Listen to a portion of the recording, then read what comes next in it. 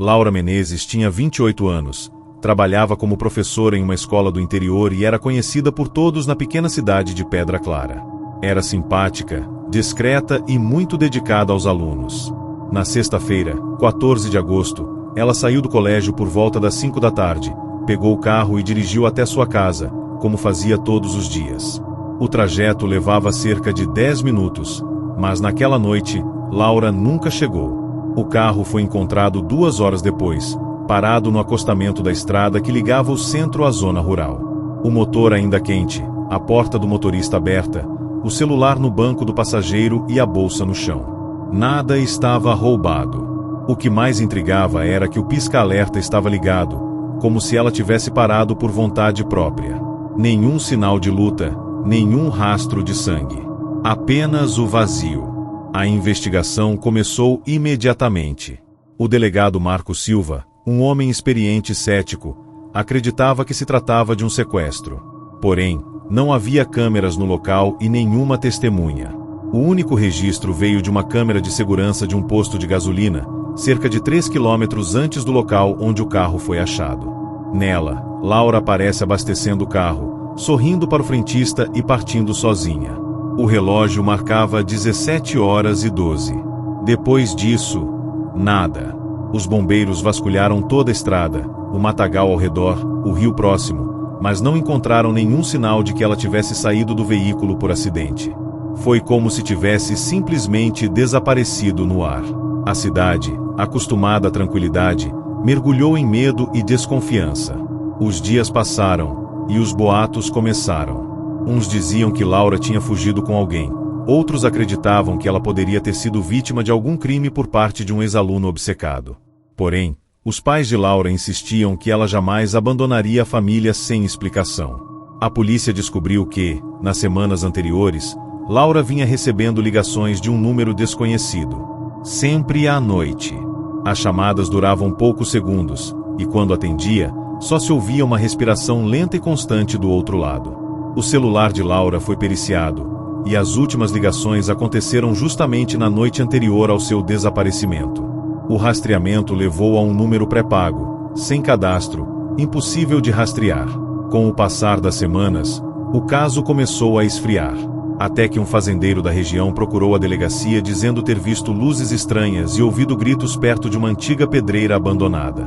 O local ficava a menos de 2 quilômetros de onde o carro de Laura foi encontrado. As buscas foram retomadas, e lá, entre rochas e vegetação alta, os investigadores encontraram algo, um brinco, idêntico ao que Laura usava no dia do desaparecimento.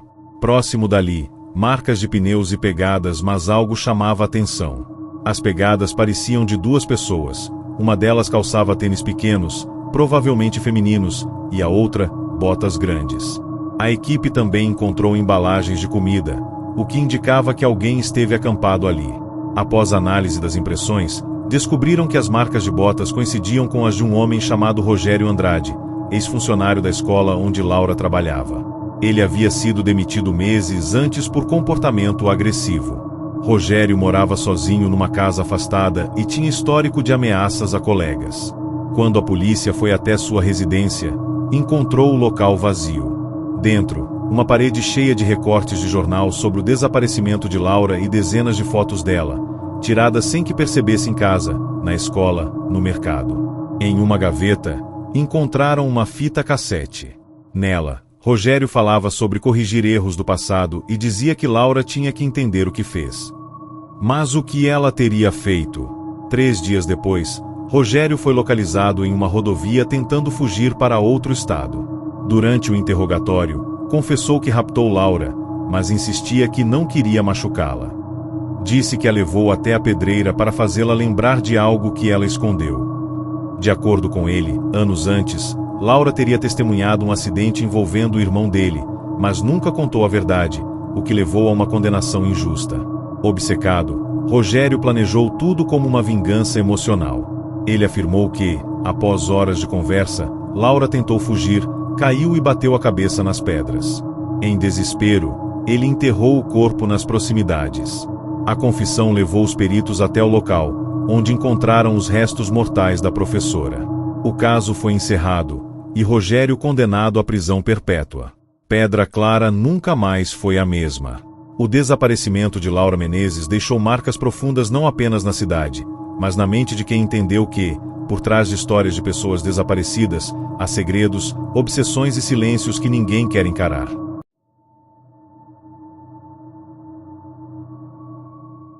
Rafael Couto tinha 34 anos e era motorista de aplicativo na cidade de Uberaba, Minas Gerais.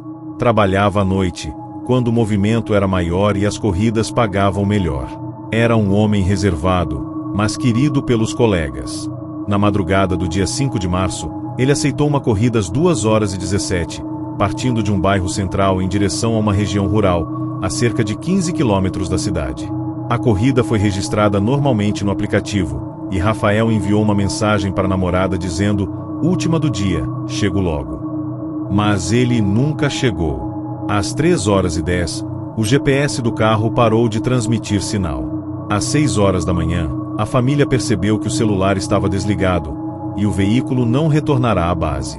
A polícia foi acionada, e o nome Rafael Couto se tornaria, nos dias seguintes, o centro de um dos desaparecimentos mais misteriosos da região. A primeira pista veio através do próprio aplicativo.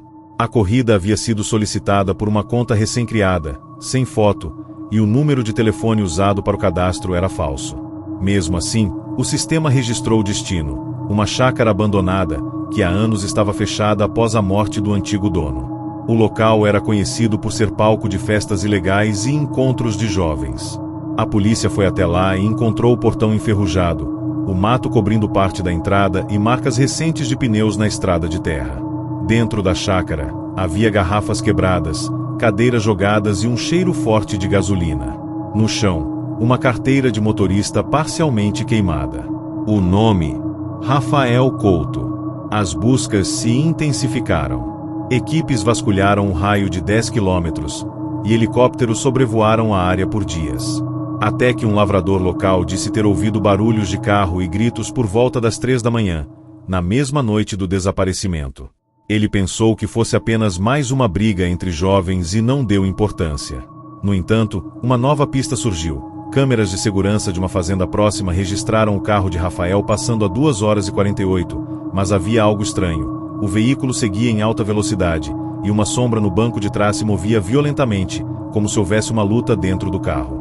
Com base nas imagens, a polícia conseguiu identificar um veículo que seguia logo atrás do de Rafael, um carro prata, modelo antigo, sem placa visível. A investigação rastreou o trajeto até a estrada que leva a uma pedreira desativada, local afastado e sem iluminação. Lá, encontraram pedaços de vidro e manchas de sangue no chão. O carro de Rafael foi localizado no fundo de uma vala, coberto por galhos. Dentro, o banco do motorista estava manchado, e o celular do rapaz, destruído, repousava entre os pedais. A perícia indicou que o sangue pertencia a Rafael, mas não havia corpo. Nenhum vestígio indicava para onde ele poderia ter ido. As investigações levaram a um suspeito, um homem chamado Felipe Nogueira, com passagens por roubo e sequestro. Ele possuía um carro idêntico ao filmado atrás do veículo de Rafael. Quando foi interrogado, negou qualquer envolvimento, mas uma busca em seu galpão revelou algo perturbador. Um tanque de combustível cortado, manchas de sangue e um pedaço de tecido que combinava com a camiseta que Rafael usava na noite do desaparecimento. Felipe acabou confessando parcialmente o crime. Disse que ele e mais 2 comparsas planejavam roubar motoristas de aplicativo e revender peças dos carros. Rafael, segundo ele, reagiu e, durante a briga, foi atingido e levado inconsciente para a pedreira. No dia seguinte, os policiais voltaram ao local indicado e encontraram um corpo enterrado em uma cova rasa, a poucos metros do carro. Era Rafael Couto. A autópsia revelou que ele morreu por asfixia após ser agredido e deixado desacordado dentro de um saco plástico. Felipe foi preso junto com os cúmplices, e todos confessaram o crime em detalhes. A morte de Rafael causou uma onda de protestos entre motoristas de aplicativo de todo o estado. O caso chamou a atenção da mídia nacional e gerou discussões sobre segurança e rastreamento de corridas noturnas. Hoje, O trecho onde ele foi encontrado é evitado por todos. Motoristas dizem que, ao passar a noite, o aplicativo apresenta falhas e o GPS perde sinal exatamente no ponto em que Rafael desapareceu. Alguns juram ouvir o som de um carro acelerando no escuro, seguido por uma freada brusca e o eco distante de uma respiração presa, como se Rafael ainda estivesse tentando avisar os outros para não seguirem o mesmo caminho.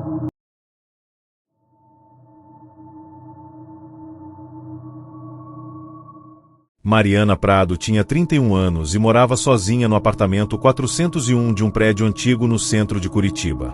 Trabalhava como designer gráfica e era descrita pelos vizinhos como tranquila, reservada e educada. Na noite de 17 de novembro, por volta das 22 horas, ela ligou para a irmã dizendo que estava ouvindo passos no corredor.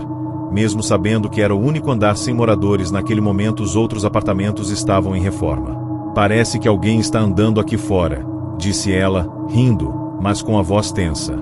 A ligação caiu de repente, e Mariana nunca mais foi vista. No dia seguinte, a irmã foi até o prédio e encontrou a porta do apartamento destrancada, as luzes acesas e o celular de Mariana sobre a mesa, com o aplicativo de chamada ainda aberto. Nenhum sinal de luta, nenhum rastro de fuga. Apenas o eco dos passos que, segundo alguns vizinhos, ainda se ouviam durante a madrugada. A investigação começou no mesmo dia. O prédio, construído nos anos 70, possuía câmeras apenas na entrada principal. As gravações mostravam Mariana chegando do trabalho às 19h48, subindo pelo elevador e... mais nada. Nenhuma imagem dela saindo depois. Nenhuma visita registrada. A portaria, automática, não mostrava falhas. O zelador afirmou que, durante a noite, ouviu um barulho de móvel arrastando, mas pensou que fosse obra nos andares superiores. A perícia encontrou marcas de dedos na maçaneta e pegadas de meias no piso da sala, pegadas pequenas, como se fossem de uma mulher. Só que o formato não batia com o tamanho do pé de Mariana. Era menor. Os investigadores começaram a olhar o passado da vítima. Descobriram que Mariana vinha recebendo mensagens estranhas nas redes sociais, de uma conta sem foto, com frases como "te observo e você nunca está sozinha". Ela ignorava, achando que fosse apenas algum internauta doente. Mas, 2 semanas antes do desaparecimento, uma das mensagens dizia: "Logo nos veremos", no 4º andar. Coincidentemente, o mesmo andar em que ela morava. A conta desapareceu após o crime.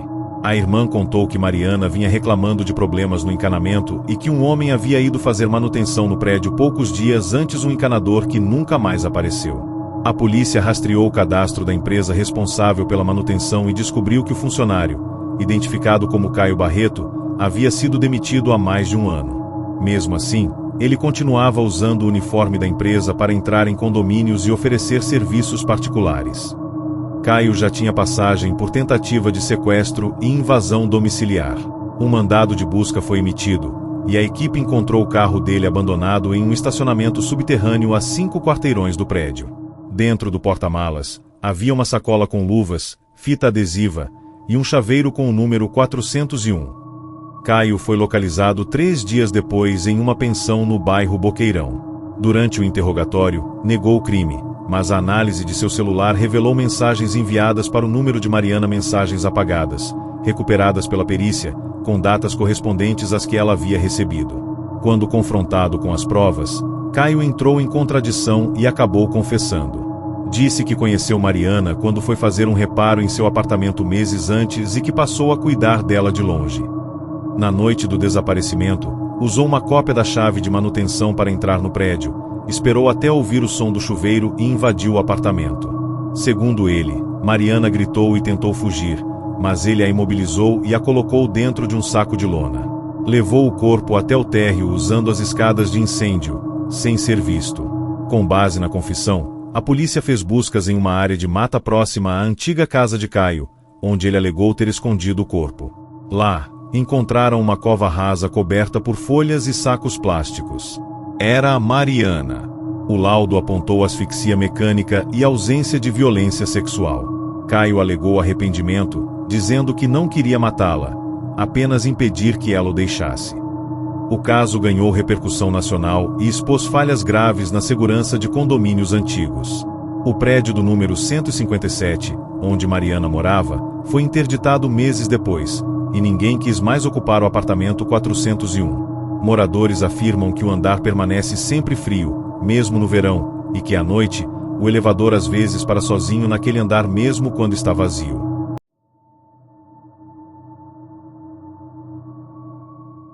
Fernando Ribeiro, de 26 anos, era caminhoneiro e morava em um pequeno município de Goiás. Trabalhava transportando cargas entre cidades vizinhas, conhecendo cada estrada e atalho da região. No dia 12 de abril, ele saiu de Goiânia por volta das 20 horas, com destino a um galpão em um distrito rural, carregando produtos de construção. Durante o trajeto, entrou em uma estrada de terra pouco usada, conhecida pelos moradores como Estrada do Vento. Por volta das 23 horas, a esposa de Fernando recebeu uma mensagem curta: "Chego em meia hora, estrada boa, mas sinto alguém me seguindo." Foi a última vez que tiveram contato. Na manhã seguinte, o caminhão foi encontrado parado no acostamento, motor desligado, sem qualquer sinal de Fernando. A polícia chegou rapidamente, mas o local não apresentava sinais de acidente ou luta. O caminhão estava intacto, com a carga preservada, portas trancadas e o GPS do veículo registrado como desligado desde a noite anterior. Curiosamente, marcas de pneus paralelas indicavam que outro carro havia acompanhado Fernando por alguns quilômetros, mas nenhum veículo foi encontrado na região. Testemunhas de vilarejos próximos relataram ter visto luzes de faróis parando e desaparecendo abruptamente na estrada, e ouviram sons metálicos, como se objetos fossem arrastados, mas ninguém apareceu para investigar. O delegado responsável descobriu que Fernando havia recebido uma ligação minutos antes do desaparecimento, de um número privado. No registro, não havia identificação, apenas a duração de 1 minuto. Os investigadores suspeitaram de sequestro. Dias depois, foram encontradas pegadas na beira da estrada, misturando calçados de adultos e de crianças, algo que não fazia sentido, pois a estrada estava isolada. Além disso, restos de uma lanterna quebrada e uma garrafa de água vazia foram recolhidos. O curioso era que a lanterna estava posicionada de forma a indicar que alguém teria sinalizado para o caminhão parar. A investigação avançou quando descobriram que uma quadrilha atuava na região, especializada em roubo de cargas e sequestros de motoristas. Um dos suspeitos, chamado Cláudio Santos, tinha passagens por sequestro e costumava operar em estradas de terra à noite, usando sinais luminosos para parar veículos. O problema é que Fernando não tinha histórico de confusão e sempre era cuidadoso. A perícia indicou que o veículo poderia ter sido parado à força, mas nenhum sinal de arrombamento foi encontrado. Isso sugeria que Fernando abriu voluntariamente o caminhão ou acreditou estar seguro com alguém conhecido. Após meses de buscas, a polícia recebeu uma denúncia anônima. Fernando estaria sendo mantido em uma antiga casa de fazenda, afastada e cercada por cercas e galpões abandonados. A equipe foi até o local e encontrou o veículo de Fernando estacionado no pátio, mas ele não estava ali. Após vasculhar os arredores, encontraram pegadas levando a um silo. Dentro, havia sinais de que alguém morava ali temporariamente: roupas, mantimentos, uma garrafa de água e objetos pessoais de Fernando, mas nenhuma pista de seu paradeiro real. O mais estranho era que todas as janelas do silo estavam intactas, mas a porta principal estava trancada por dentro, indicando que o desaparecimento tinha sido planejado com cuidado. Meses depois, Fernando nunca foi encontrado. O caso foi oficialmente arquivado como desaparecimento com suspeita de sequestro, mas rumores entre caminhoneiros contam histórias de noites na Estrada do Vento, com faróis que aparecem de repente e vozes pedindo ajuda, seguidas de silêncio absoluto. Alguns motoristas afirmam ter sentido presença de alguém no banco de trás, mesmo viajando sozinhos, e que o GPS do veículo apresentava falhas estranhas, mostrando rotas que não existiam. A estrada permanece aberta, mas o medo se instalou. Ninguém mais transita à noite sem dupla companhia, e a memória de Fernando Ribeiro virou alerta para quem se aventura em estradas isoladas.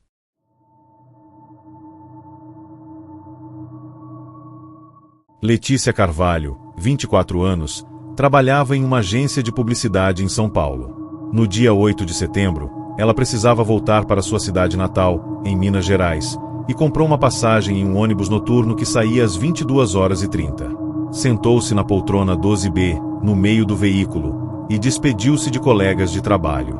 O ônibus saiu pontualmente, com aproximadamente 30 passageiros. Tudo parecia normal durante a viagem. Às 2h15, uma das comissárias percebeu que Letícia não estava mais em sua poltrona. O banco estava vazio, a bagagem ainda ali, sem sinais de violência ou confusão. O motorista foi avisado imediatamente, e o ônibus foi parado na próxima área de descanso. Nenhum passageiro relatou ter visto Letícia se levantar ou sair. As portas estavam trancadas e não apresentavam falhas. Câmeras de monitoramento de rodovias próximas registraram o ônibus passando, mas não mostraram qualquer sinal de parada irregular. A única pista encontrada foi uma mancha de maquiagem no corredor do ônibus, entre as poltronas 12B e 13B, indicando que Letícia provavelmente se moveu até ali. Mas para onde? A sensação de que algo anormal havia acontecido começou a assombrar todos os passageiros. A polícia começou a investigar o caso. Descobriu-se que Letícia vinha recebendo mensagens suspeitas de um número desconhecido, contendo elogios exagerados e convites para encontros que ela recusava. Nenhum dos contatos tinha registro verdadeiro. Além disso, no dia da viagem, ela comentou a uma amiga que sentia que alguém a observava durante o expediente, mas não soube identificar quem. Peritos analisaram o ônibus e encontraram impressões digitais desconhecidas próximas à janela da saída de emergência, que estava trancada. Aparentemente, alguém havia se movido silenciosamente pelo corredor, sem ser notado. Testemunhas que já haviam viajado no mesmo trecho relataram casos estranhos em horários noturnos, passageiros desaparecendo temporariamente ou luzes internas piscando sem explicação. A perícia também notou que o GPS do ônibus apresentou falha entre 2 trechos da rodovia, exatamente no horário do desaparecimento. Investigadores suspeitaram de sequestro planejado, possivelmente por alguém que conhecia o itinerário e sabia como agir sem alertar passageiros ou equipe. Um motorista que cruzou o ônibus naquele trecho notou um carro seguindo de perto, com faróis desligados, mas não conseguiu anotar placa ou modelo. Dias depois, a polícia recebeu informações de moradores próximos a uma estrada de terra, indicando a presença de um veículo abandonado e objetos de viagem. Ao chegar ao local, encontraram apenas a mochila de Letícia, intacta, e a poltrona de passageiro do ônibus em miniatura, uma estranha imitação em madeira. Nada mais. A investigação apontou que a pessoa responsável provavelmente agiu com rapidez e planejamento, explorando uma falha no monitoramento da estrada e aproveitando a escuridão total. Todos os passageiros permaneciam traumatizados com a experiência, e ninguém jamais tinha visto alguém desaparecer dessa forma em pleno ônibus em movimento. Letícia nunca foi encontrada. O caso foi arquivado como desaparecimento com suspeita de sequestro, mas o mistério continua ativo nos relatos da região. Motoristas e passageiros que viajam pelo mesmo trecho afirmam ouvir passos no corredor ou sentir um peso na poltrona que fica vazia, acompanhados de um frio repentino. A história se tornou referência entre viajantes noturnos. Ninguém mais se senta na poltrona 12B.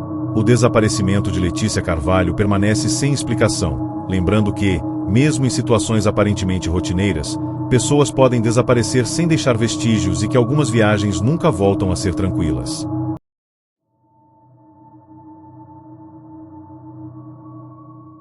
Gustavo Leme, 27 anos, e 3 amigos decidiram passar um final de semana em um acampamento no Rio Silvestre, região afastada de Minas Gerais, conhecida por suas trilhas e cachoeiras.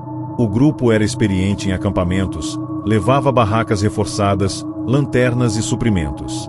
Chegaram na sexta-feira à tarde, montaram o acampamento e aproveitaram a noite com fogueira e música. Por volta da meia-noite, Gustavo disse que faria uma caminhada curta até a trilha que levava à cachoeira próxima, para registrar fotos do luar refletido na água. Prometeu voltar em 10 minutos, mas desapareceu. Os amigos esperaram, chamaram pelo nome de Gustavo, mas ele não respondeu. Decidiram ir até a trilha, iluminados pelas lanternas, e perceberam marcas de passos indo em direção à mata densa. O som do rio ficava mais distante à medida que avançavam.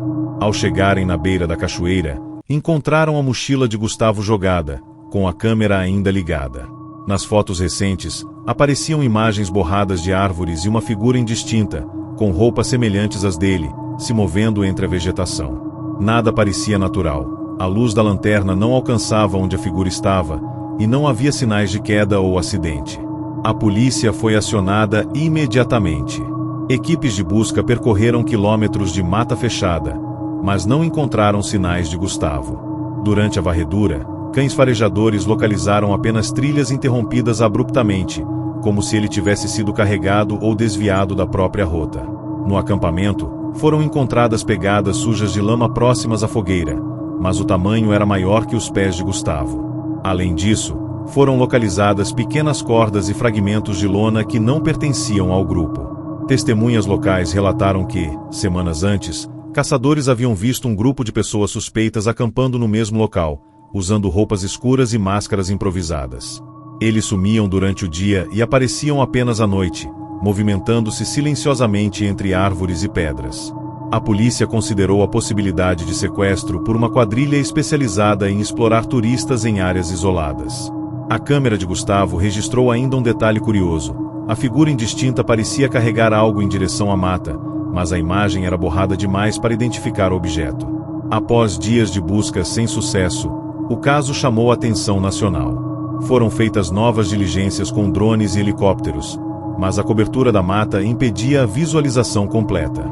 O último sinal da câmera foi uma foto noturna com uma luz distante, que parecia se mover rapidamente entre árvores, captando um vulto de costas.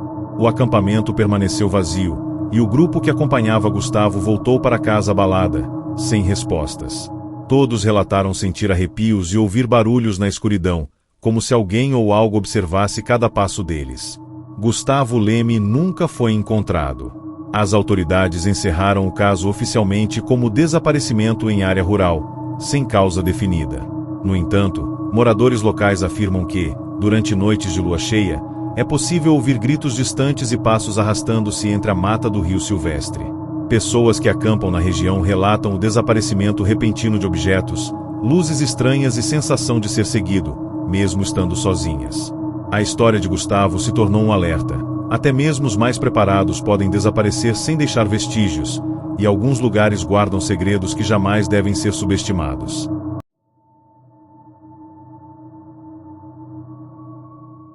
Cláudia Martins, 29 anos, professora de biologia, decidiu passar um fim de semana em uma fazenda isolada chamada Vale Verde, localizada a 40 quilômetros da cidade de Piracicaba.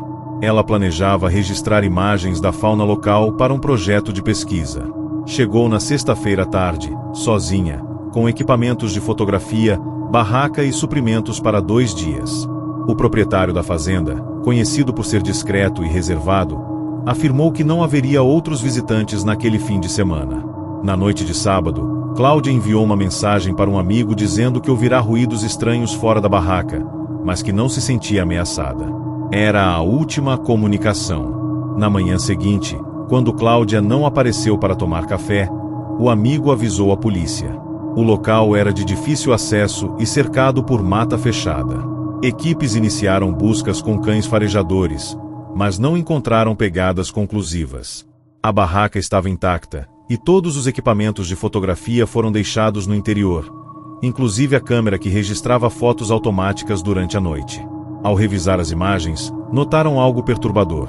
Várias fotos mostravam Cláudia em posições diferentes da barraca, mas sem ela aparecer fisicamente nas imagens anteriores. Algumas imagens registravam sombras estranhas, que se moviam entre as árvores e desapareciam repentinamente. Investigadores vasculharam a fazenda inteira e descobriram sinais de que alguém havia passado pela mata próxima à barraca, mas sem deixar trilhas consistentes. Uma área próxima a um riacho mostrava marcas de solo remexido, como se alguém tivesse cavado, e resíduos de alimentos embalados semelhantes aos que Cláudia levava. Porém, nenhum corpo foi encontrado. Um morador vizinho afirmou ter visto uma figura feminina andando entre a vegetação à noite, mas sumindo quando ele tentou se aproximar. A sensação de que algo observava cada movimento era constante, e a polícia começou a suspeitar de um crime planejado por alguém que conhecia bem a região. Após semanas sem pistas, a investigação concentrou-se em registros de visitantes da fazenda e pessoas que poderiam ter acesso às chaves do local. Descobriu-se que o caseiro da fazenda havia saído sem aviso no sábado à noite. Ele tinha histórico de pequenos furtos e problemas com a lei, mas nunca havia sido suspeito de sequestro. Quando localizado, afirmou não ter visto Cláudia e que passará a noite em sua própria residência, a cerca de 5 quilômetros do local. Contudo, a polícia encontrou inconsistências no depoimento. O caseiro não conseguiu explicar sinais recentes de rastros de botas no solo próximo ao riacho, que coincidiam com suas medidas. Um detalhe chamou a atenção. A câmera de Cláudia, ao ser periciada, mostrava que a última foto tirada havia registrado um vulto próximo à barraca, segurando algo parecido com um saco ou bolsa. A imagem era desfocada, mas analisada em software de zoom, parecia que o vulto observava Cláudia sem ser percebido.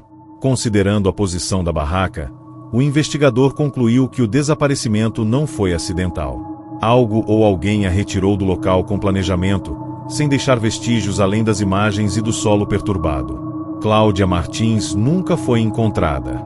A fazenda Vale Verde continua em atividade, mas moradores próximos afirmam que, em noites de vento forte, é possível ouvir gritos abafados vindos da mata e sons de passos sobre folhas secas que desaparecem antes de serem vistos. O desaparecimento tornou-se uma lenda local. Fotógrafos, pesquisadores e turistas evitam passar a noite sozinhos no local. A história de Cláudia lembra que, mesmo em áreas aparentemente seguras e isoladas, pessoas podem desaparecer sem deixar rastro, e que a mata pode guardar segredos que desafiam a lógica e a investigação humana.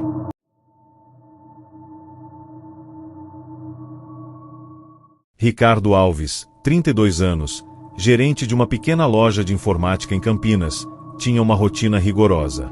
Todas as noites, fazia uma caminhada de 30 minutos pelo bairro Jardim das Flores antes de voltar para casa. Na sexta-feira, 21 de junho, por volta das 22 horas, saiu para sua caminhada como de costume, vestindo moletom cinza e fones de ouvido. Nunca retornou. Sua esposa, preocupada, tentou ligar, mas o celular dele estava desligado. Ao verificar as câmeras de segurança do bairro, viram Ricardo passando pela rua principal às 22h05, acenando para um vizinho, mas depois disso, nenhum sinal dele. Nenhuma câmera registrou sua chegada em casa ou qualquer movimentação suspeita. A polícia iniciou buscas imediatamente, mas a região era conhecida por becos escuros e algumas ruas sem iluminação. Nenhum sinal de luta foi encontrado. O vizinho que acenou para Ricardo disse que, segundos após o aceno, viu uma sombra se mover rapidamente entre os arbustos de um terreno vazio. Não deu muita importância na hora, mas após o desaparecimento, o detalhe se tornou crucial. As pegadas encontradas próximas ao terreno não eram de Ricardo, pareciam de dois tamanhos diferentes, sugerindo que mais de uma pessoa poderia estar envolvida. Investigadores descobriram que Ricardo havia recebido, na semana anterior, mensagens suspeitas de um número desconhecido. Elas eram vagas, mas ameaçadoras, insinuando que alguém sabia exatamente onde ele estaria durante a caminhada. A conta usada para enviar mensagens estava em nome falso e não podia ser rastreada diretamente. A polícia então revisou o histórico de câmeras de segurança de estabelecimentos próximos e notou que um carro preto, antigo, estacionou em frente ao terreno vazio pouco antes de Ricardo passar. O veículo permaneceu ali durante toda a busca inicial, mas desapareceu antes que qualquer policial chegasse. Testemunhas relataram que um homem de altura média, usando boné e moletom escuro, foi visto rondando o terreno dias antes do desaparecimento, como se estivesse estudando a área. Alguns moradores afirmaram ter ouvido gritos abafados durante a madrugada, vindos do terreno, mas ninguém se aproximou para investigar. A polícia também encontrou lixo e restos de papel na área, mas nada indicava violência direta, apenas sinais de presença humana. A sensação era de que o desaparecimento foi meticulosamente planejado e executado sem deixar rastros aparentes. Após semanas de investigação, a polícia recebeu uma denúncia anônima indicando um galpão abandonado, a cerca de 3 quarteirões do bairro, onde Ricardo poderia estar. Ao chegar, encontraram um local vazio, exceto por um par de sapatos idêntico aos que ele usava, e um caderno com anotações de horários de caminhada de moradores locais, incluindo o nome de Ricardo. Peritos concluíram que o desaparecimento não foi acidental. Alguém estava monitorando suas rotinas há dias. Apesar das buscas detalhadas, nenhum corpo foi encontrado, e os responsáveis não foram identificados. Ricardo Alves permanece desaparecido até hoje. O caso se tornou referência sobre o perigo de exposição de rotina em bairros aparentemente seguros. Moradores relatam evitar o terreno e os becos próximos à noite, e a polícia recomenda sempre andar em grupo. Alguns vizinhos afirmam ouvir passos atrás deles ao caminhar pelo bairro após o anoitecer, ou ver luzes de carro ligando e desligando no terreno vazio, mesmo quando não há ninguém por perto. A história de Ricardo lembra que, mesmo em áreas urbanas movimentadas, desaparecimentos misteriosos podem acontecer, e que o planejamento silencioso de alguém pode transformar a vida cotidiana em risco mortal.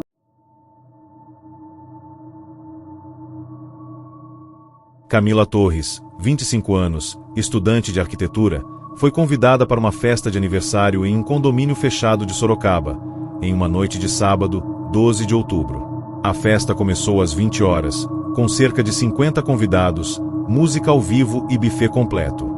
Camila chegou por volta das 21 horas, animada, conversou com amigos e familiares e depois se afastou para tirar fotos no jardim do condomínio. Por volta das 22 horas, a mãe da aniversariante notou que Camila não estava mais visível entre os convidados, mas pensou que ela tivesse ido ao banheiro ou falado com algum amigo. Passaram-se 30 minutos e Camila ainda não havia retornado. Um grupo começou a procurá-la pelo salão e pelo jardim, mas não a encontraram. As câmeras internas mostraram Camila caminhando sozinha em direção a um corredor lateral do condomínio, próximo a um portão de serviço. Pouco depois, a imagem desapareceu. Nenhum outro registro da câmera mostrou sua saída. O portão estava fechado, trancado eletronicamente, e não havia sinais de arrombamento. A festa continuou, mas o clima mudou. Amigos começaram a perceber que algo sério havia acontecido. A polícia foi chamada imediatamente. Questionou todos os convidados e funcionários do condomínio. Todos afirmaram não ter visto nada estranho. Porém, ao entrevistar a equipe de limpeza, descobriram que o portão de serviço apresentava falha ocasional. Podia ser aberto manualmente por dentro, mas não por fora. A perícia apontou que a falta de sinais de arrombamento indicava que alguém poderia ter entrado no corredor interno ou aproveitado a falha no portão para retirar Camila sem ser percebido. As câmeras do condomínio revelaram outra pista. Por um breve instante, um homem usando boné e camisa escura apareceu atrás de Camila no corredor. Ele parecia observá-la de perto, mas a câmera não captou ações claras, apenas sombras e movimentos rápidos. Os investigadores levantaram registros de visitantes recentes e descobriram que esse homem havia entrado em outras festas no mesmo condomínio semanas antes, mas nunca fora identificado oficialmente. Testemunhas relataram vê-lo parado próximo à entrada de serviço, observando, mas ninguém suspeitou. Ao rastrear os arredores, a polícia encontrou um carro abandonado em um estacionamento próximo, contendo objetos pessoais de Camila, carteira, celular e bolsa. O veículo não tinha placa de identificação visível. A perícia descobriu impressões digitais que não pertenciam a nenhum convidado ou funcionário do condomínio. Além disso, mensagens de áudio recuperadas do celular de Camila mostraram que ela havia percebido a presença de alguém estranho, mas não conseguiu reagir. Aparentemente, a movimentação foi rápida, silenciosa e meticulosa, como se planejada com antecedência. Camila Torres nunca foi localizada. O caso continua aberto, com investigações intermitentes, mas sem pistas concretas de seu paradeiro. Moradores relatam que o corredor lateral do condomínio, onde tudo aconteceu, permanece isolado, e que câmeras internas apresentam falhas recorrentes, mesmo após manutenção. A história tornou-se referência sobre desaparecimentos em eventos com muitas testemunhas, mostrando que planejamento e oportunidade podem permitir que alguém desapareça sem deixar vestígios, mesmo em ambientes considerados seguros.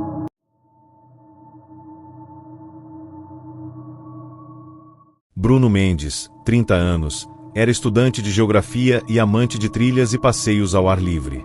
No dia 15 de julho, decidiu visitar o Parque das Águas, uma reserva ecológica próxima à cidade de Belo Horizonte, para registrar imagens da fauna e da vegetação. Chegou ao parque por volta das 9 horas da manhã, equipado com mochila, câmera e suprimentos para um dia inteiro. Durante a manhã, enviou mensagens para a namorada relatando a beleza do local. Por volta das 13 horas, ele começou a subir uma trilha menos conhecida que levava a um mirante no ponto mais alto do parque. Foi a última vez que alguém ouviu falar dele. No final da tarde, Bruno não havia retornado. Funcionários do parque e familiares iniciaram buscas imediatas, mas a trilha em que ele desapareceu era isolada, com vegetação densa e sem sinal de celular. Pegadas iniciais foram encontradas, mas terminavam abruptamente em uma área de pedras íngremes próximas a um rio. Não havia sinais de luta, nem objetos deixados para trás. O GPS do celular de Bruno mostrava a última posição registrada exatamente naquela trilha, antes de se desligar, como se ele simplesmente tivesse desaparecido no ar. A polícia local foi acionada. Equipes com cães farejadores percorreram quilômetros de mata, mas só encontraram pertences pequenos, como uma garrafa de água e um pedaço de mochila. As câmeras de segurança na entrada do parque mostraram Bruno entrando sozinho, mas não havia imagens internas que cobrissem a trilha. Testemunhas relataram ter ouvido gritos abafados durante a tarde, mas ninguém conseguiu identificar a origem. O parque era conhecido por acidentes isolados, mas nunca por desaparecimentos sem explicação. Investigadores descobriram que Bruno vinha trocando mensagens com um grupo de trilheiros desconhecidos nas redes sociais. Esses contatos falavam sobre lugares secretos dentro do parque que poucos conheciam. Acredita-se que Bruno tenha decidido explorar um dos pontos indicados por eles. Durante a perícia no local, foram encontradas marcas de cordas em árvores próximas à área onde suas pegadas desapareceram, sugerindo que ele poderia ter sido imobilizado ou removido de forma planejada, sem resistência visível. Após semanas de buscas intensas, nada foi encontrado. Nenhum corpo, nenhum vestígio de acampamento improvisado. Apenas relatos de moradores que passavam próximos ao parque diziam ter ouvido passos e vozes estranhas durante a noite, vindos da trilha isolada. Alguns afirmavam que, ao olhar em direção ao mirante, viam luzes rápidas entre árvores densas, como lanternas sendo movidas, mas quando se aproximavam, não havia nada. A sensação de que Bruno foi levado por alguém ou algo nunca foi descartada pelos investigadores. Bruno Mendes permanece desaparecido. O Parque das Águas, antes considerado seguro para trilhas de iniciantes, agora é visto com cautela por visitantes. Pessoas que frequentam o local relatam arrepios e evitam a trilha em que ele sumiu. O caso tornou-se referência em desaparecimentos em áreas naturais, mostrando que até mesmo os mais experientes e preparados podem desaparecer sem deixar vestígios. O mistério de Bruno deixa uma lição. Lugares isolados podem esconder segredos que desafiam toda a lógica, e a natureza, aliada à ação humana, pode transformar uma trilha tranquila em um local de desaparecimento inexplicável.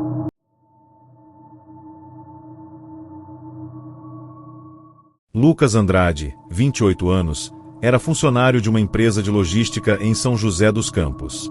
Todas as noites, por volta das 22 horas, ele fazia o mesmo trajeto de volta para casa, passando por ruas residenciais e avenidas pouco iluminadas. Na noite de 3 de agosto, ele saiu do trabalho no horário habitual, enviou uma mensagem à esposa dizendo: "Chego em 20 minutos", e entrou no carro. Por volta das 22h20, um vizinho viu Lucas passando em seu veículo, mas depois disso, nenhum registro de câmeras próximas ou de seu celular indicava sua localização. O carro foi encontrado abandonado na madrugada seguinte, com as portas trancadas e sem sinais de violência. Dentro do veículo, os objetos pessoais de Lucas permaneciam intactos: carteira, celular e bolsa de trabalho. Nenhuma pegada ao redor do carro indicava que ele havia saído por vontade própria. A polícia começou a investigar o trajeto habitual e encontrou marcas de pneus recentes ao longo de uma rua paralela, sugerindo que outro veículo poderia ter seguido Lucas discretamente. Moradores relataram ter ouvido um som de freada brusca na noite do desaparecimento, mas ninguém viu o que aconteceu. As câmeras próximas apresentavam falhas durante o horário crítico, o que aumentou o mistério. Os investigadores descobriram que Lucas vinha recebendo mensagens de texto e ligações de um número desconhecido, com tentativas insistentes de contato durante o dia. Não havia ameaças explícitas, mas as mensagens eram insistentes e invasivas, sugerindo que alguém observava sua rotina. A polícia também analisou registros de câmeras de pedágios e avenidas próximas, mas não encontrou sinais de seu veículo entrando ou saindo em outros pontos. Tudo indicava que o desaparecimento ocorreu em um período de poucos minutos, de maneira planejada. Testemunhas que passavam pela avenida relataram ter visto um carro escuro seguindo de perto o veículo de Lucas, mas não conseguiram anotar a placa ou modelo. Uma perícia posterior no carro revelou pequenas marcas de arranhões nas portas, provavelmente de chaves ou objetos metálicos, mas insuficientes para forçar a abertura. Investigadores levantaram a possibilidade de que Lucas tenha sido abordado rapidamente, retirado do veículo e levado sem resistência visível. Nenhum rastro de luta ou vestígio de sangue foi encontrado, tornando o desaparecimento ainda mais inexplicável. Após semanas de buscas, não foram encontrados sinais de Lucas na área urbana ou em regiões próximas. Moradores que moravam nas ruas do trajeto habitual afirmaram ter ouvido gritos distantes ou perceberam movimentações estranhas de carro à noite, mas nenhum testemunho forneceu detalhes concretos. A investigação indicou que se tratava de um sequestro muito bem planejado, possivelmente por alguém que conhecia seus horários e rotina. O caso ganhou repercussão entre motoristas e pedestres, alertando sobre os riscos de trajetos rotineiros mesmo em áreas aparentemente seguras. Lucas Andrade permanece desaparecido. Seu carro continua parado no pátio da delegacia como evidência, e a polícia ainda mantém a investigação aberta. Amigos e familiares relatam que a ausência de qualquer vestígio gera tensão constante, e vizinhos afirmam evitar o trajeto que ele fazia à noite. A história de Lucas tornou-se um alerta urbano. Mesmo trajetos familiares podem se tornar letais se alguém estiver observando, planejando e esperando o momento certo para agir. O desaparecimento dele reforça que, em qualquer cidade, o inesperado pode acontecer em questão de minutos, sem deixar rastros ou explicação imediata.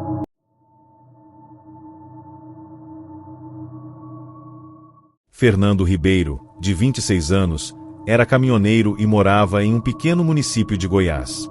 Trabalhava transportando cargas entre cidades vizinhas, conhecendo cada estrada e atalho da região. No dia 12 de abril, ele saiu de Goiânia por volta das 20 horas, com destino a um galpão em um distrito rural, carregando produtos de construção. Durante o trajeto, entrou em uma estrada de terra pouco usada, conhecida pelos moradores como Estrada do Vento.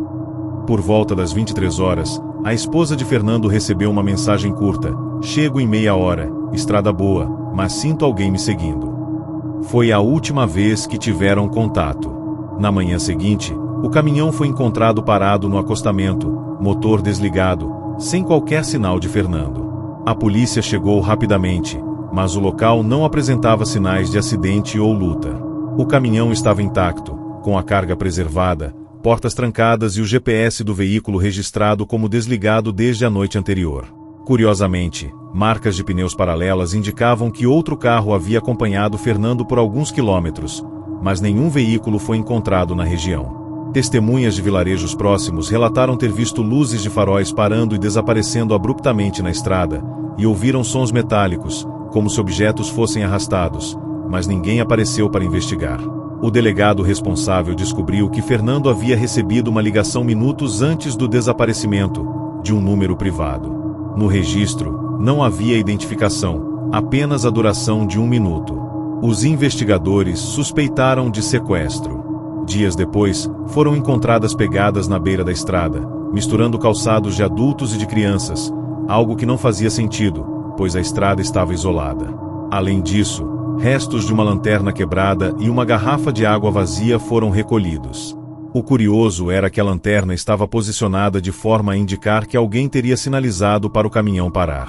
A investigação avançou quando descobriram que uma quadrilha atuava na região, especializada em roubo de cargas e sequestros de motoristas.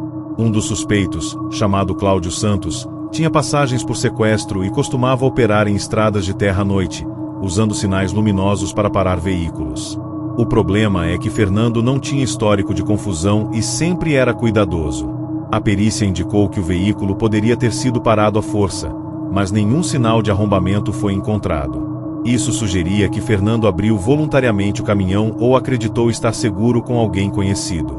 Após meses de buscas, a polícia recebeu uma denúncia anônima. Fernando estaria sendo mantido em uma antiga casa de fazenda, afastada e cercada por cercas e galpões abandonados. A equipe foi até o local e encontrou o veículo de Fernando estacionado no pátio, mas ele não estava ali. Após vasculhar os arredores, encontraram pegadas levando a um silo. Dentro, havia sinais de que alguém morava ali temporariamente: roupas, mantimentos, uma garrafa de água e objetos pessoais de Fernando, mas nenhuma pista de seu paradeiro real. O mais estranho era que todas as janelas do silo estavam intactas, mas a porta principal estava trancada por dentro, indicando que o desaparecimento tinha sido planejado com cuidado. Meses depois, Fernando nunca foi encontrado. O caso foi oficialmente arquivado como desaparecimento com suspeita de sequestro, mas rumores entre caminhoneiros contam histórias de noites na Estrada do Vento, com faróis que aparecem de repente e vozes pedindo ajuda, seguidas de silêncio absoluto. Alguns motoristas afirmam ter sentido presença de alguém no banco de trás, mesmo viajando sozinhos, e que o GPS do veículo apresentava falhas estranhas, mostrando rotas que não existiam. A estrada permanece aberta, mas o medo se instalou. Ninguém mais transita à noite sem dupla companhia, e a memória de Fernando Ribeiro virou alerta para quem se aventura em estradas isoladas. Mariana Silva, 26 anos, viajava sozinha para visitar a família em uma cidade do interior de São Paulo. Saiu de Campinas por volta das 20 horas, dirigindo seu carro por uma rodovia serrana conhecida por curvas fechadas e pouco movimento à noite. Ela tinha o hábito de ligar para a mãe quando passava por pontos específicos da estrada, mas naquela noite, após enviar uma mensagem dizendo "estou passando pela ponte do rio", não houve mais contato. A mãe, preocupada, ligou várias vezes, mas o celular de Mariana estava desligado. No quilômetro 32, o carro dela foi encontrado abandonado na beira da estrada, motor desligado, portas trancadas e com farol aceso. Peritos constataram que não havia sinais de acidente ou colisão. As pegadas ao redor do carro eram escassas e não correspondiam ao tamanho do pé de Mariana. Testemunhas relataram ter visto um veículo escuro circulando de forma suspeita, acompanhando o carro dela durante alguns minutos, mas ninguém conseguiu identificar placa ou modelo. A estrada estava deserta, com iluminação precária e sem celulares com sinal, dificultando qualquer tentativa de comunicação ou pedido de socorro. Durante a investigação, a polícia descobriu que Mariana vinha recebendo mensagens estranhas de um número desconhecido nos últimos dias, sugerindo que alguém estava monitorando seus deslocamentos. O histórico indicava que a pessoa sabia exatamente a hora em que Mariana saía e por qual rota passava. Além disso, no local do desaparecimento, foram encontrados pequenos fragmentos de tecido e marcas de pneus diferentes, indicando que outro veículo estava estacionado próximo, mas havia sido removido antes da chegada das autoridades. Buscas na região com drones e cães farejadores revelaram trilhas na mata próxima à rodovia, mas estas desapareciam abruptamente, sem levar a nenhum ponto específico. Moradores próximos afirmaram ter ouvido gritos abafados e o som de objetos sendo arrastados durante a noite, mas ninguém conseguiu verificar a origem. A investigação levantou a possibilidade de sequestro planejado, possivelmente com a ajuda de conhecimento prévio da estrada e do comportamento da vítima. Dias depois, a polícia localizou um carro semelhante ao veículo que havia sido visto acompanhando Mariana, abandonado em um galpão nos arredores da cidade. Dentro, encontraram rastros de sangue compatíveis com o tipo sanguíneo de Mariana, mas nenhum corpo. Materiais como cordas e sacos plásticos foram apreendidos, reforçando a suspeita de que ela havia sido levada rapidamente e mantida em local isolado. A análise digital do carro também revelou que o GPS de Mariana havia sido desligado manualmente, impossibilitando o rastreamento durante o desaparecimento. Mariana Silva permanece desaparecida. A rodovia serrana passou a ser vista como ponto de risco por motoristas que circulam à noite. Moradores relatam a presença de veículos suspeitos estacionados em locais isolados e sons estranhos próximos às curvas da estrada. A história de Mariana mostra que, mesmo em trajetos conhecidos e aparentemente seguros, desaparecimentos podem ocorrer de forma rápida, silenciosa e meticulosa. A sensação de que alguém pode estar observando cada movimento permanece, transformando a estrada em um local de mistério e alerta constante para quem precisa viajar sozinho.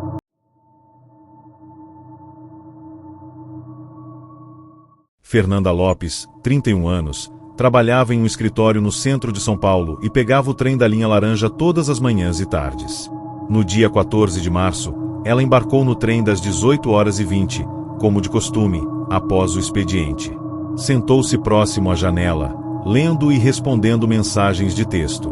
Por volta das 18h45, quando o trem passava por um trecho subterrâneo entre as estações Luz e República, uma passageira percebeu que Fernanda havia desaparecido de seu assento. A mochila dela permanecia no chão, junto com o casaco e o celular, mas não havia sinais de luta. O trem parou na estação seguinte, e funcionários verificaram os vagões, mas Fernanda não foi encontrada. A câmera interna do vagão mostrou que ela entrou normalmente, sentou-se, mas nas imagens seguintes, sua presença sumiu sem que ninguém a removesse visivelmente. Alguns passageiros afirmaram ter sentido um frio súbito ao lado do assento que ela ocupava, e ouviram um sussurro indistinto, mas nenhum percebeu qualquer movimentação estranha na hora. A sensação de algo anormal se espalhou entre quem presenciou o desaparecimento. A polícia iniciou a investigação, analisando imagens de todas as câmeras do trem e da estação. Não havia registros de pessoas entrando ou saindo pelos trilhos ou portas laterais, e o acesso ao vagão era restrito. Peritos concluíram que não houve arrombamento e que ninguém havia aberto o vagão pelo lado de fora. As mensagens de celular de Fernanda mostraram que ela vinha recebendo alertas de localização de aplicativos de rastreamento, indicando que alguém monitorava seus deslocamentos nos últimos dias. Testemunhas do trem relataram que, nos minutos antes do desaparecimento, viram uma sombra alongada passar rapidamente pelo corredor, mas não conseguiram identificar se era passageira ou objeto. O fenômeno foi tão rápido que ninguém conseguiu reagir. A análise do vagão apontou interferência eletromagnética localizada na área onde Fernanda desapareceu, mas a causa não foi identificada. Especialistas suspeitaram que o desaparecimento tenha sido planejado, aproveitando a vulnerabilidade do trem em trecho subterrâneo. Após buscas detalhadas nas linhas, túneis e estações próximas, nada foi encontrado. A mochila e pertences de Fernanda permaneciam exatamente onde foram deixados. Nenhum corpo, vestígio de transporte clandestino ou evidência de sequestro foi localizado. A polícia analisou registros de transporte e comunicação, mas não conseguiu identificar suspeitos. Passageiros relataram uma sensação de ansiedade sempre que atravessam um trecho entre Luz e República, alguns afirmando ouvir passos ou sussurros próximos a seu assento, semelhantes ao que relataram na noite do desaparecimento. Fernanda Lopes permanece desaparecida. A linha laranja, antes rotineira para passageiros diários, agora é lembrada pelo caso misterioso. A história se tornou referência em desaparecimentos urbanos inexplicáveis, mostrando que, mesmo em ambientes públicos, com câmeras e testemunhas, é possível que uma pessoa desapareça sem deixar vestígios. Passageiros e funcionários relatam arrepios ao percorrer o trecho do incidente, e a sensação de que alguém ou algo observa permanece, transformando um trajeto cotidiano em um mistério não solucionado.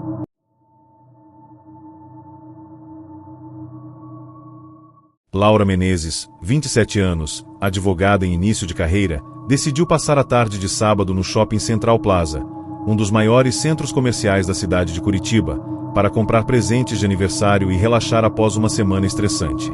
Chegou por volta das 15 horas, com uma amiga, e se dividiu entre lojas e cafeteria. Por volta das 17 horas, decidiu ir sozinha à livraria no terceiro andar para procurar um livro específico. A amiga ficou no café, e Laura prometeu retornar em 20 minutos.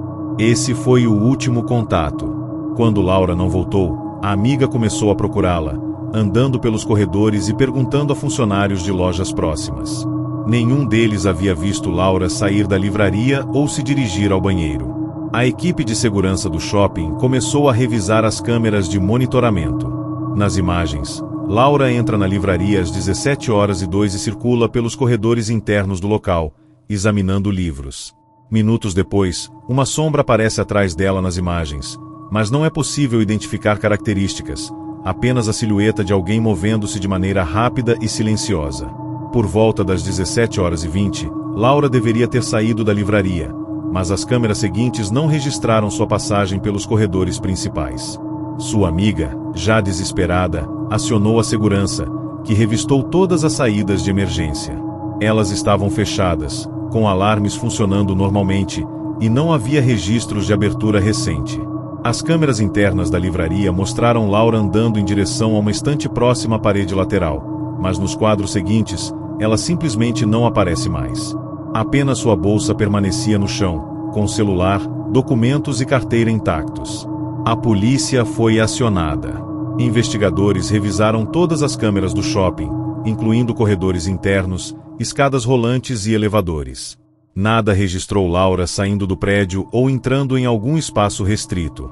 Nenhum funcionário ou cliente lembrou-se de ter visto algo suspeito.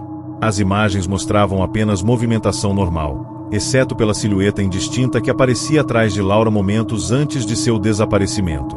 Peritos concluíram que não houve arrombamento nem ação forçada visível, e que Laura provavelmente foi retirada sem chamar atenção. Funcionários da livraria relataram que, dias antes do desaparecimento, havia um homem estranho circulando pelo local, perguntando sobre horários e rotas de saída do shopping, mas ninguém suspeitou de nada. No dia do sumiço, outro detalhe chamou atenção. Câmeras do elevador próximo à livraria apresentaram falhas de energia por cerca de 2 minutos, coincidindo com o horário em que Laura desapareceu. Investigadores suspeitaram que a interrupção pode ter sido proposital, permitindo a ação de um sequestrador sem registro de entrada ou saída. Buscas nas imediações do shopping e entrevistas com moradores próximos não revelaram pistas. Nenhum veículo suspeito foi registrado saindo do local naquele horário, e não havia sinais de sequestro convencional. A bolsa de Laura foi encontrada mais tarde em um depósito de carga temporário no subsolo do shopping, sem documentos ou dinheiro. A polícia concluiu que alguém conhecia bem o layout do shopping, monitorava Laura e agiu de maneira precisa.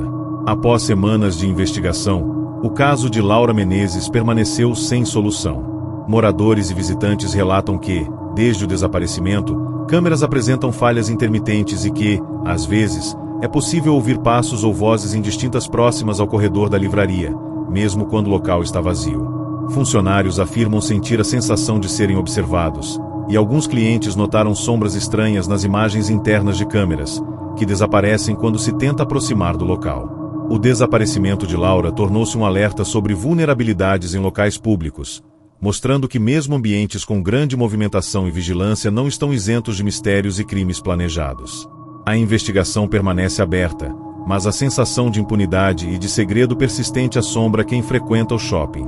A história de Laura reforça que, em qualquer lugar aparentemente seguro, a combinação de planejamento, oportunidade e silêncio pode transformar um ambiente cotidiano em cenário de desaparecimento inexplicável.